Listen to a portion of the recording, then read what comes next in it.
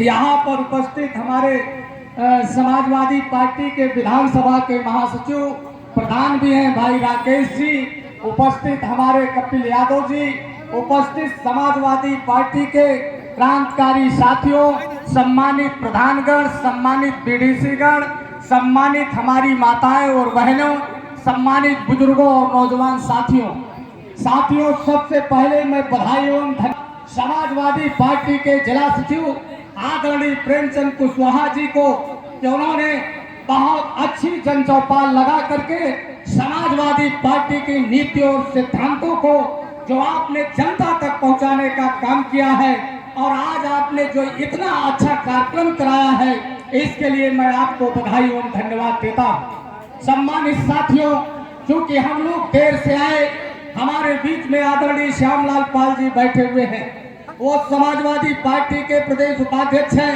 हमारे जैसे लोग लंबी चौड़ी बहस करे, सूरज को दिया दिखाना होगी, लेकिन सम्मानित बुजुर्गों, सम्मानित नौजवान साथियों, हम देर से आए।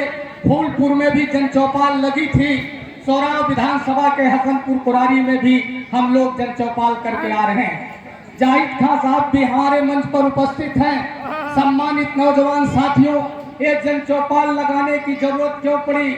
हमारे नेता समाजवादी पार्टी के राष्ट्रीय अध्यक्ष उत्तर प्रदेश के पूर्व मुख्यमंत्री आदरणीय अखिलेश यादव जी की अनुमति से और समाजवादी पार्टी के प्रदेश अध्यक्ष में समाजवादी जन चौपाल लगाई जा रही है। इस समाजवादी जन चौपाल की जरूरत क्यों पड़ी?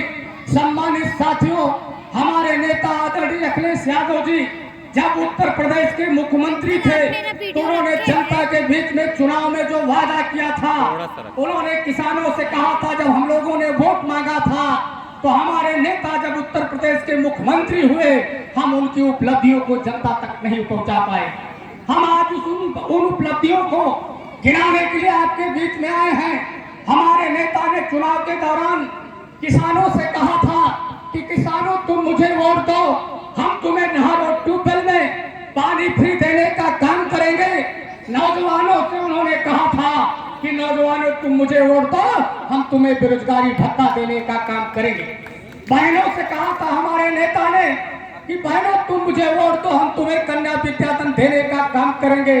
और हमारी ये जो बुजुर्ग महिलाएं बैठी हुई हैं, उनसे हमारे नेता ने कहा था कि बुजुर्ग महिलाओं, माताओं, तुम मुझे वोट दो, हम तुम्हें समाजवादी पेंशन देने का काम करेंगे।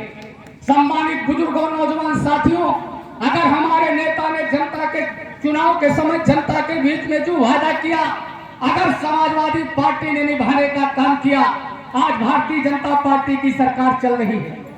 उपस्थित समुदाय, आप सारे साथी बैठे हुए हो, भारतीय जनता पार्टी ने भी चुनाव के दौरान वादा किया था। उसने कहा था कि हम 15 लाख रुपए किसानों के खाते में डालने का काम करेंगे, हर साल 2 साल 2 करोड़ नौजवानों को रोजगार देने की बात करेंगे। लेकिन उपस्थित सम्मानित साथियों, हम आपसे जानना चाहते हैं कि भारतीय जनता पार्टी क्या अपने वादे पर खरा उतरी है?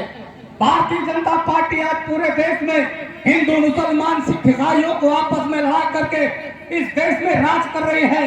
सम्मानित दलित, शोषित, पिछड़े समाज के साथियों, हम ज्यादा भाषण नहीं करने आए हैं, सिर्फ आपसे इतना कहने आए हैं कि हिंदू मुसलमान सिर्फ एक बहाना है। आज बाबा साहब का जो सपना था, जो आरक्षण था, जो संविधान था, जो लोकतंत्र है, जिसको डॉक्टर राम मनोहर लोहिया और बाबा साहब का जो सपना था, उस संविधान, उस आरक्षण को भारतीय जनता पार्टी खत्म कर देना चाहती है। लड़ाई इसकी है, लड़ाई हमको इसको लड़नी है। सम्मानित बुजुर्गों, सम्मानित नौजवान साथी, आप बैठे हुए हो, तमाम जानकीनाथ प्रधान जी आप बैठे हो, तमाम सम्मानित प्रधान आप बैठे हुए हो। हम अपने नेता आदरणीय मुलायम सिंह यादव जी को श्रद्धा सुमन अर्पित करते हुए सिर्फ इतना कहना चाहता हूं, जो मुलायम सिंह यादव, जब आरक्षण की बात आई, शरद यादव, लालू यादव, रामविलास पासवान ने एक नारा दिया था कि आरक्षण की लड़ाई हम लड़ेंगे। जब आरक्षण हमारे नेता ने इस प्रदेश में लागू किया, प्रधान, बीडीसी, ब्लॉक प्रमुख, जिला पंचायत अध्यक्ष, आप तमाम जो साथी बैठे हुए हो, बताओ किसकी देन है? आज दलित समाज के लोग, पिछड़े समाज के लोग, अन्य पिछड़े समाज के लोग आज प्रधान और बीडीसी मेंबर और ब्लॉक प्रमुख, जिला पंचायत अध्यक्ष की कुर्सी पर बैठे हुए हैं। वो देन मुलायम सिंह यादव की चाहती है, उस संविधान को, उस आरक्षण को वो भारतीय जनता पार्टी खत्म कर देना चाहती है।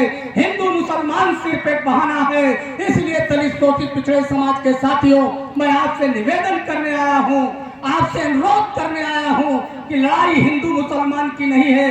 अभी कर देश की पार्लियामेंट में जो लोकतंत्र का मंत्री है, जिसमें अमरोहा के सांसद के साथ किस ढंग से भारतीय जनता पार्टी के सांसद ने अमानवीय व्यवहार किया है, वो भारतीय जनता पार्टी ये चाहती है कि हिंदू मुस्लिम हो, लेकिन सम्मानित दलित बुजुर्ग, दलित शोषित पिछड़े समाज के साथियों, मैं आपसे कहने आया हूं कि लड़ाई संविधान बचाने की है, लड़ाई बाबा साहब के सपने को साकार करने की जरूरत है। अगर हम आप इसको नहीं बचा पाए तो भारतीय जनता पार्टी इस देश में पुनः मनुस्मृति लागू करके आरक्षण और संविधान को सब खत्म कर देगी।